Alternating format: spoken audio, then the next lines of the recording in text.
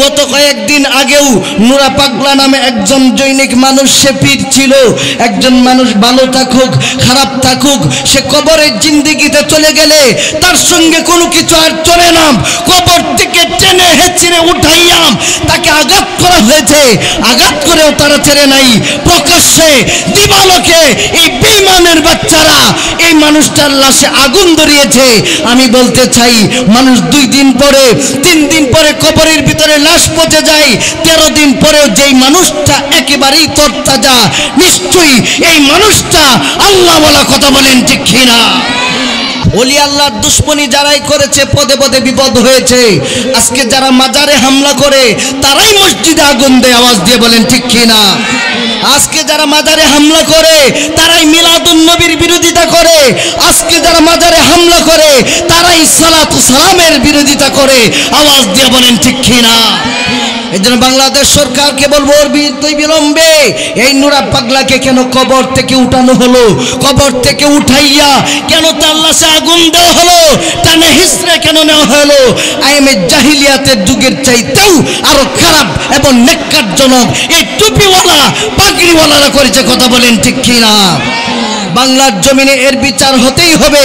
সুন্নিয়তের ময়দানে প্রয়োজনে জীবন দিব, প্রয়োজনে রক্ত দিব, মাঠে ময়দানে সুন্নিয়তকে কায়েম করার জন্য কে কে রাজি আছেন? হাতটা উঁচু করে আল্লাহকে দেখায় দেই।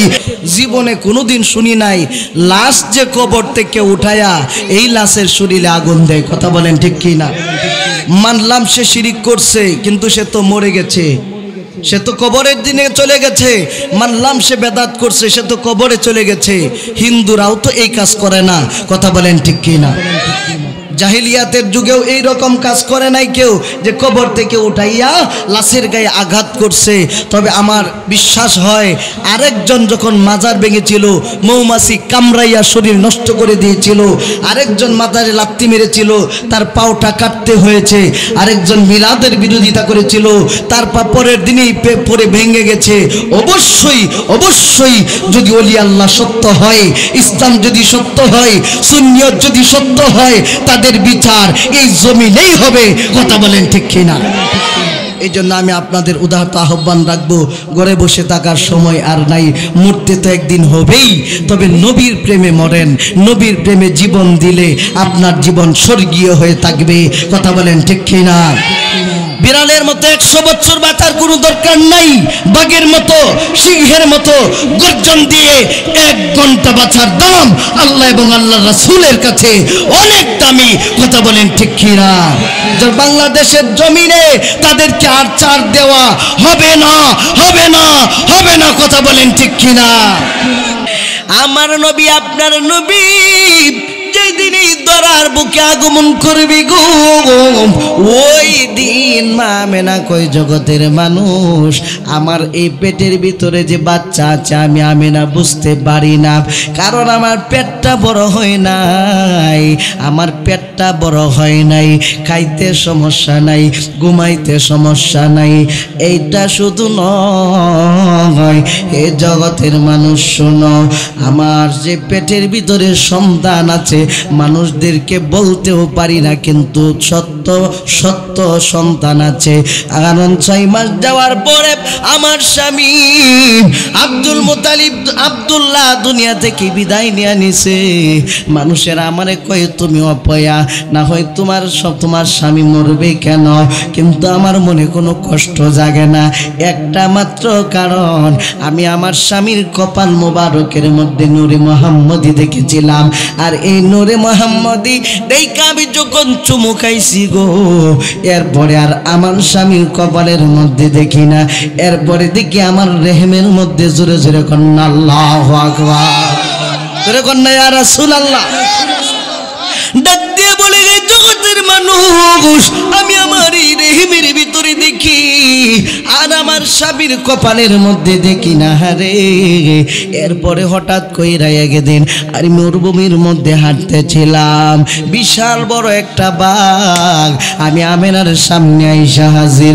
আইসা ডাক দিয়া কয় আমেনা রে, ও আমেনা ভয় পাইও না, ভয় পাইও না, আমি খাইবার জন্য আসি নাই, আমি এসেছি তোমার শুভ সংবাদ দেওয়ার জন্য। সুবহানাল্লাহ। রাস্তে করেন কি দেওয়ার জন্য? শুভ সংবাদ। শুভ সংবাদ কি? ডাক দেয়া কয় আমেনা রে শুনো, তোমার রেহেমের ভিতরে রাহমাতাল লিল আলামিন রয়েছে। মা আমেনা কয় আমি এই কথা শোনার পরে আমি আমার বাড়িতে গেলাম।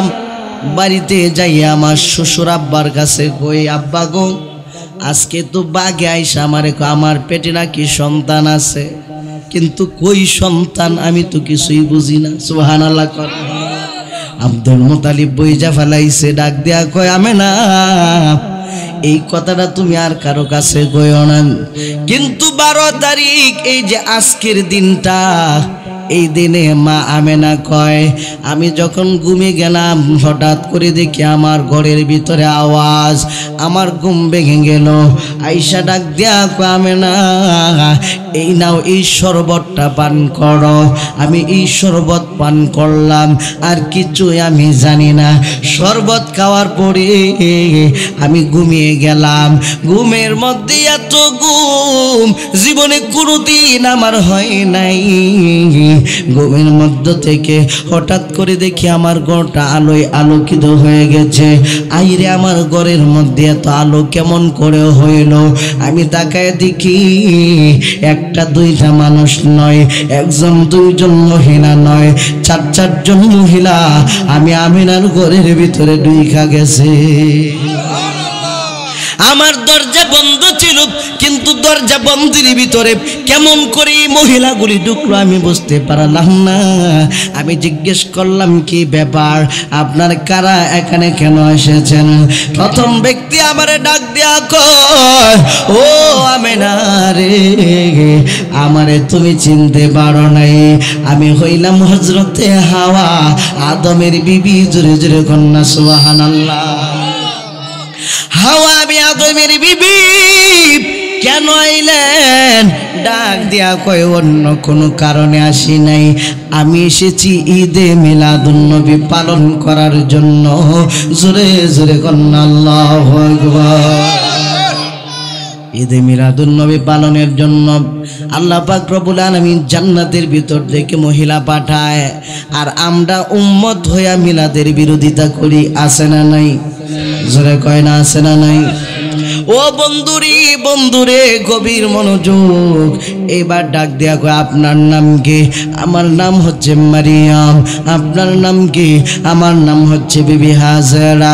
এই জন্য চমৎকার ভাবে ওলিউল্লাহ আশিকে লিখে দিয়েছেন জান্নাত হতে হাওয়া আসিয়া মরিয়ম হাজেরা, মিলাদুন্নবী করতে পালন আসিল তারা। ঠিক কিনা জোরে বলেন?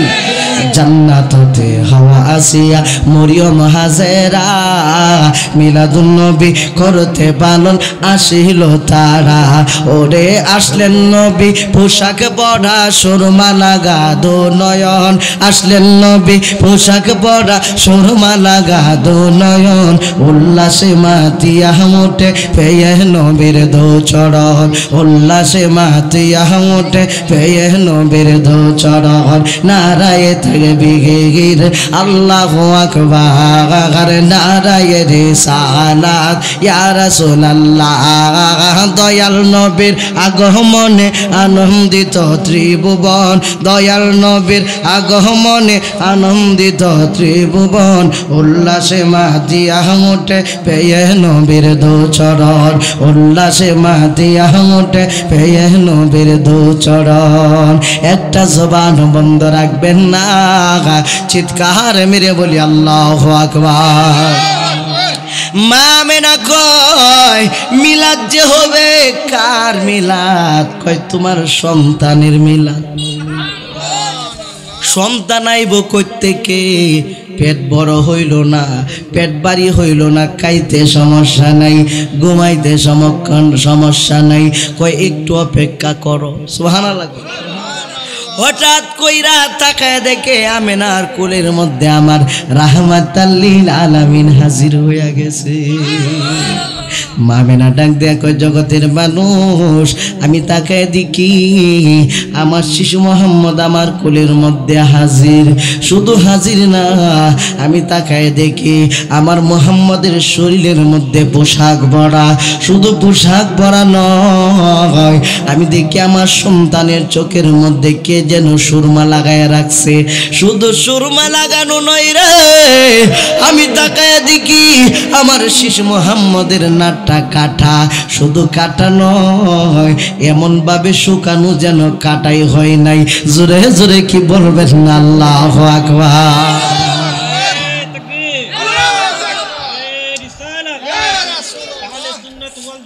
জিন্দাবাদ জিন্দাবাদ।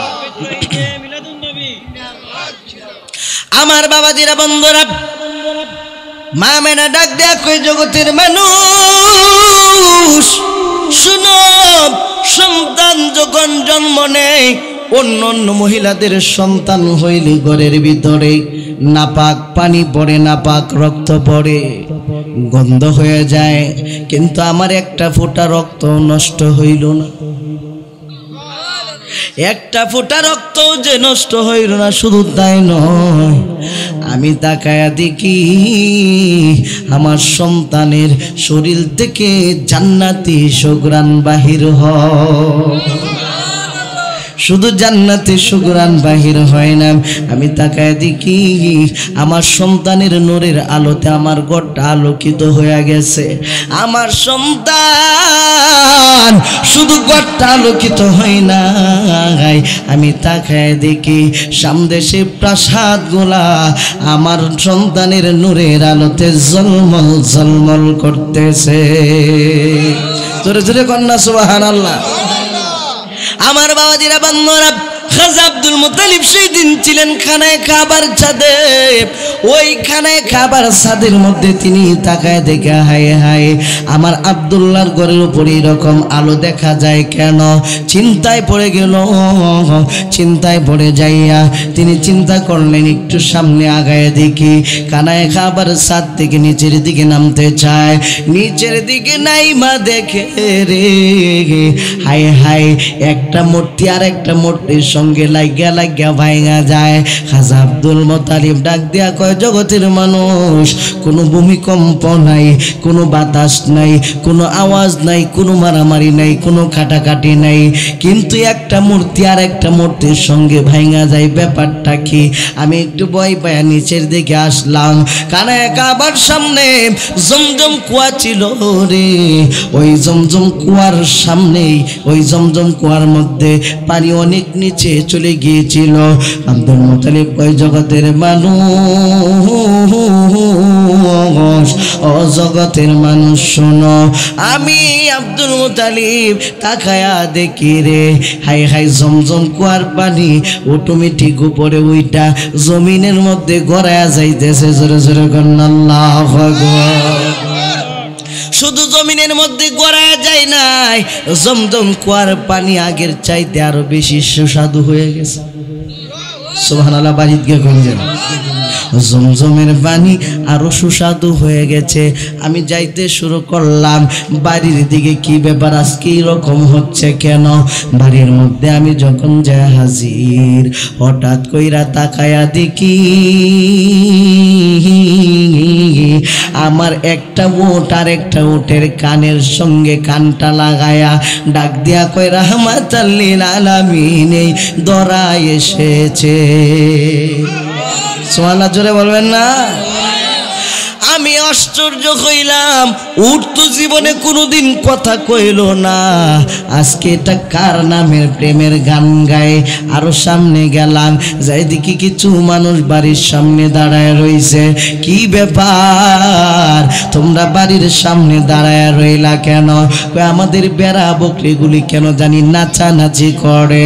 এইবার ডাক দেয়া কয়, ও জগতের মানুষ, আমি আব্দুল মুত্তালিব যখনই আমার কানটা এই বেড়া বকরিগুলার কাছে নিলাম, শুনি বেড়া বকরিগুলা গান গায়, নূর নবী এসেছে নূর নিয়ে এসেছে, কোন নূর নবী এসেছে নূর নিয়ে এসেছে, সেই নূরেতে সারা জাহান আলোকিত হয়েছে।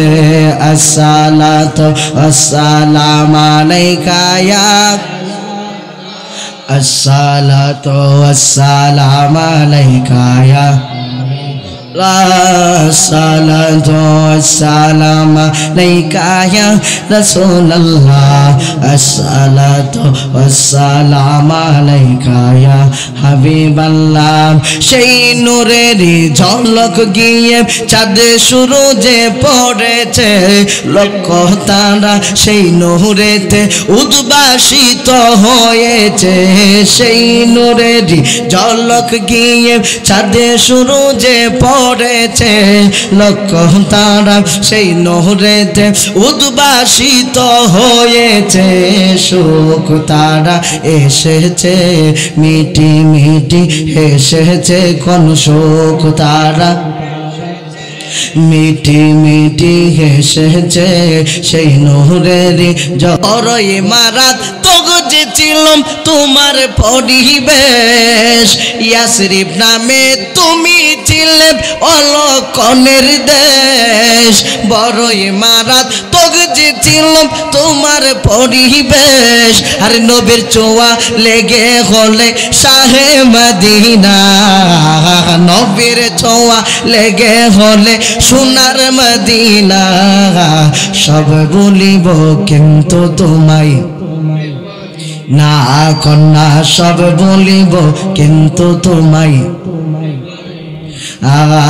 সোনার মদিনা আমার প্রাণের মদিনা, সোনার মদিনা প্রাণের মদিনা, সব বলিব কিন্তু তোমায় বলতে পারি না, I cannot forget you dear Medina, I cannot forget you dear Medina। একটা জবান বন্ধ রাখবেন না, চিৎকার মেরে বলি আল্লাহু আকবার। এ বাবাজিরা বন্ধুরা, খাজা আব্দুল মুতালিব কয় হালিমাতুস সাদিয়া আমার শিশু মোহাম্মদ নাতিকে নিয়ে যাওয়ার জন্য আসলো, ঘরের বাইরে দাঁড়ায়া কত মানুষরে ডাক দিয়া কইলাম আমার এই নাতিটারে নিয়ে যা, বড় বরকতি নাতি, কিন্তু আইসাই কয়ে সে তো ইতিম, তারে নিলে আমাদের কোনো লাভ হবে না। আইরে কেমন নবী, কামলিওয়ালা নবী, খাজা আব্দুল মুত্তালিব চোখের পানি চাইরা চাইরা আমেনার কাছে যায়, কয় আমেনা রে, ও আমেনা, কত মানুষরে আমার নাতিটারে দিলাম, কেউ তো আমার নাতি নেই না। আমেনা তুমি কোনো চিন্তা কইরো না, আমার নাতিটা যে নিবেছে অবশ্যই বুঝা সই না নিবে। আমেনা কয় আব্বা গো, আমি তো এত চিন্তা করি না, আপনি এত চিন্তা করেন কেন? হালিমাতুস সাদিয়া যখন ফিরত চলে যাবে সবাই বলে আর সন্তান নাই, একটা সন্তান আছে, এই সন্তানটার বাবা নাই, টাকা দিতে পারবে না, পয়সা দিতে পারবে না। হালিমাতুস সাদিয়া কয় চলো, একেবারে না নেওয়ার চাইতে সামান্য নিলেই তো ভালো হয়। তখন হালিমাতুস সাদিয়া কয় আমি যখন গেলাম, খাজা আব্দুল মুতালিব ডাক দিয়া কয় আমেনা, ও আমেনা রে, সন্তান বুঝি নিতে আইসো, বুঝা শুই না আইসনি? কয় খবর পাইছি আর বলতে হবে না। সুবহানাল্লাহ। সন্তানটা একটু দেখান। আব্দুল মুতালিব ডাক দিয়া কয় আমেনা রে, সন্তান নেওয়ার দরকার নাই, শুধু আমার নাতি ডারে একটা নজর দেই কাজা, নেওয়ার দরকার নাই, শুধু একটা নজর আমার কলিজার টুকরা নাতিটারে দেখা যা, যদি ভালো লাগে নিবি, না ভালো লাগলে নিতে হবে না। আর টাকা পয়সার চিন্তা করিস না, আমি তোরে টাকা পয়সা উপযুক্ত দিয়া দিব। এমন সময় হালিমাতুস সাদিয়া ডাক দিয়া কয়, জগতের মানুষ, ও জগতের মানুষ রে, আমি যখন গেলাম ঘরের ভিতরে, যে দেখি এত সুন্দর সুঘ্রাণ, জীবনে আমি কোনোদিন আর সুখী নাই। আমেনারে ডাক দিয়া কইলাম, আমেনা রে, তোমরা না গরিব মানুষ, তাইলে এত দামি সেন্ট, এত দামি আতর কই পাইলা? আমেনা কয়, আমার ঘরে কোনো আতর তো দেই না, আমার সন্তানের শরীরের সুঘ্রাণী এইরকম। জোরে জোরে কন্যা আল্লাহু আকবার, জোরে কন্যা আল্লাহু আকবার। এই জন্যই তো কয়, আরে সাহাবীরা আতর বানায় ওই নবীজির গাম, সাহাবীরা আতর বানায় ওই নবীজির গাম। সুবহানাল্লাহ। আমার বাবাজিরা, বন্ধুরে বন্ধুরে, ও বাবাজিরা, সংক্ষিপ্ত আকারে বলে যাই। তখন ডাক দিয়া কয়, তাই নাকি? কয়, হা। আমি শিশু মোহাম্মদের দিকে চোখটা তাকাইলাম, আমি যখন মুহাম্মদ আমিনের দিকে আমারই নজরটা দিলাম, আমি তাকায় দেখি এত সুন্দর চেহারা আমার জীবনে আমি কোনোদিন দেখি নাই। আমি ডাক দিয়া কই, আমেনারে সন্তানটা একটু কোলে নিতে দিবিনি? ডাক দিয়া কয়, নাও নাও, সন্তান কোলে নাও, কোনো আপত্তি নাই। কয়, আমি যখন এই সন্তানটারে কোলের মধ্যে নিলাম, আমার এই কোলের মধ্যে যাওয়ার সঙ্গে সঙ্গে আমার স্তনটার মধ্যে খুব একটা দুধ ছিল না, কারণ আমি খাবার ভালো খাইতে পারতাম না, একেবারেই দুর্বল মানুষ, একেবারেই গরিব মানুষ। জগতের মানুষ রে, কেমন সন্তানটা আমি দুধ খাওয়াইলাম শুনো। আমি যখন আমার এই বুকটার মধ্যে রাহমাতুল লিল আলামিনকে লাগাইলাম, লাগানোর সঙ্গে সঙ্গে তাকায়া দেখি আমি হালিমার বুকের মধ্যে দুধের ফোয়ারা জারি হয়ে গেছে। জোরে জোরে কন্যা আল্লাহু আকবার। আমি তাকায় দেখি আমার এই শরীরটার মধ্যে অনেক অসুখ ছিল, অসুখ বিসুখ সব দূর হয়ে গেছে। আমি চিন্তাও করতে পারলাম না কি ব্যাপার। আমার স্বামীর ডাক দিলাম, ও স্বামী গো, এই সন্তানই আমি নিয়ে যাব, খবরদার টাকা পয়সার দরকার নাই। সুবহানাল্লাহ। টাকা পয়সা লাগবে না, ও আমেনা সন্তান দিবানি। কই নিয়া যান টাকা? কই না, টাকা পয়সার দরকার নাই। এমন সময় খাজা আব্দুল মুত্তালিব মুস্কি মুস্কি হাসা ডাক দিয়া কয়, ও হালিমা রে, কি সন্তান তুই কোলের মধ্যে নিলি, একটু পরে বুঝতে পারবি। এই তোর জন্য টাকা আনলাম, নিয়া যা। কয়, টাকা নিব না, শুধু সন্তানটারই নিব। জোরে জোরে কোন আল্লাহু আকবার। ডাক দিয়া কই, ঠিক আছে, সন্তান নিয়ে যাবি, কিছু টাকা হাতিয়া দিলাম, বরকতান স্বরূপ নিয়ে যাও।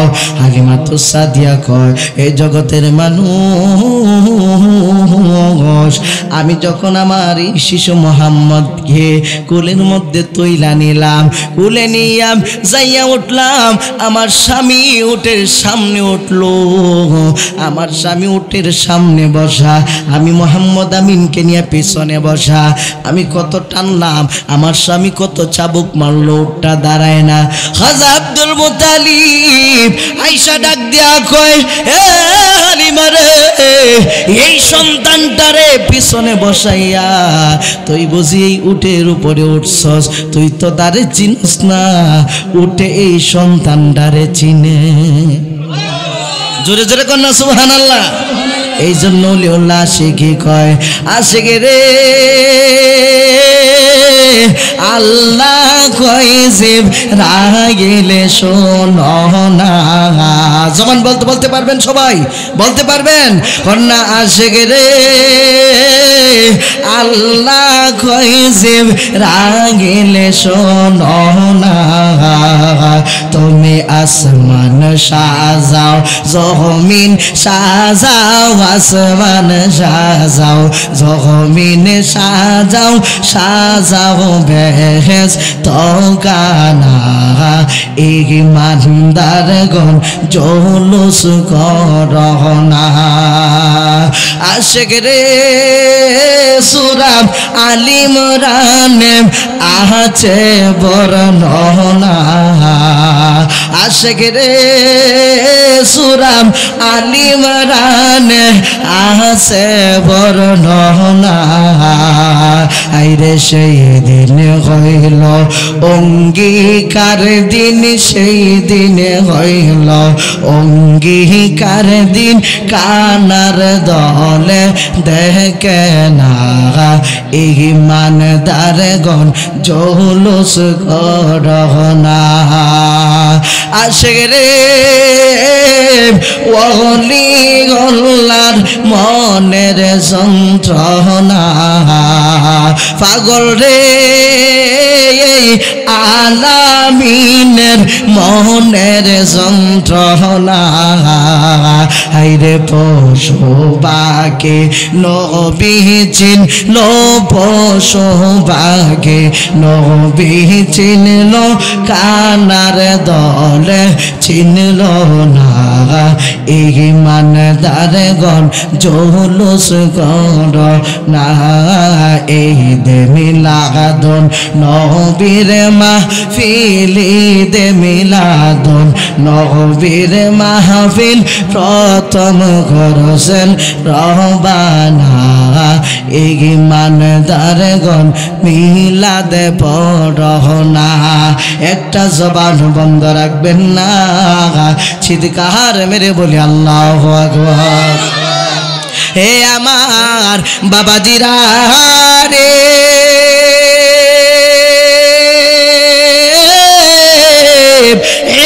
যুবকের দল, খাজা আব্দুল মুতালিব কয় সন্তানটারে সামনে নিয়া বস। হালিমা তো সাদিয়া কয় জগতের মানুষ, আমি যখন মুহাম্মদ আমিন রে উটের সামনে নিয়া বসলাম, হঠাৎ কইরা দেখি এই উটটা উইটা দাঁড়ায় গেছে। টানতে হইল না, মারতে হইল না, ডাক দেওয়া লাগলো না।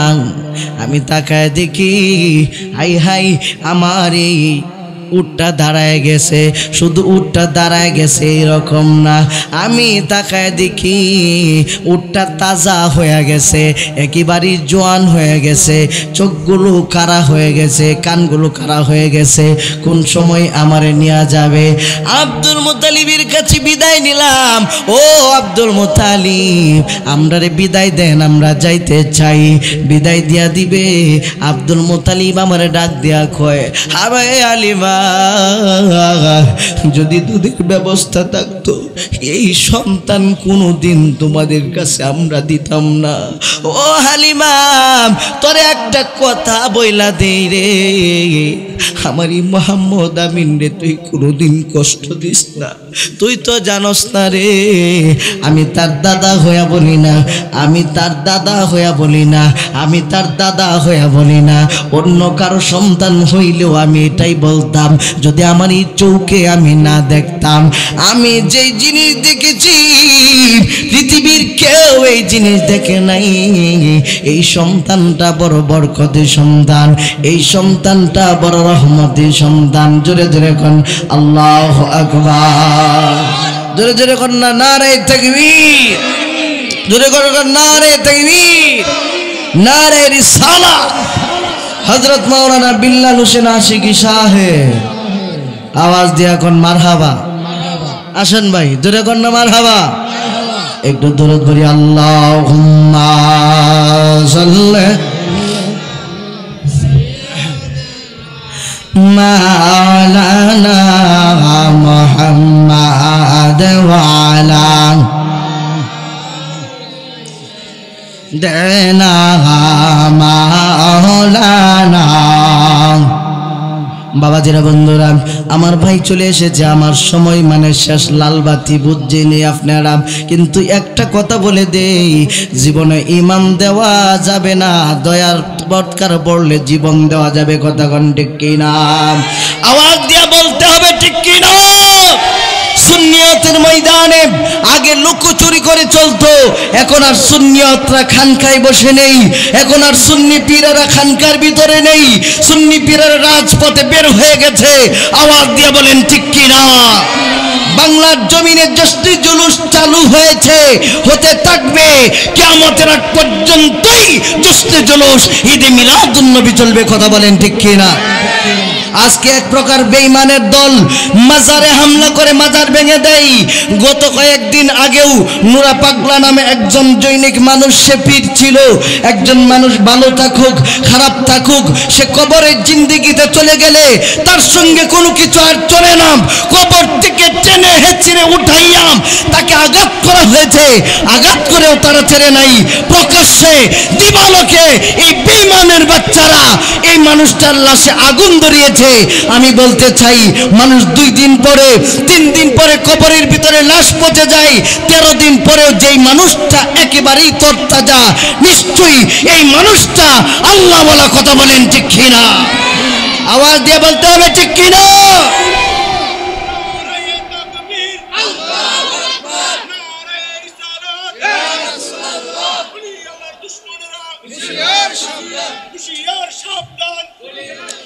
আমার বাবাজিরা বন্ধুরা শুনেন, কথা শেষ।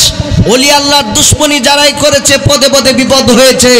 আজকে যারা মাজারে হামলা করে তারাই মসজিদে আগুন দেয়। আওয়াজ দিয়ে বলেন ঠিক কিনা?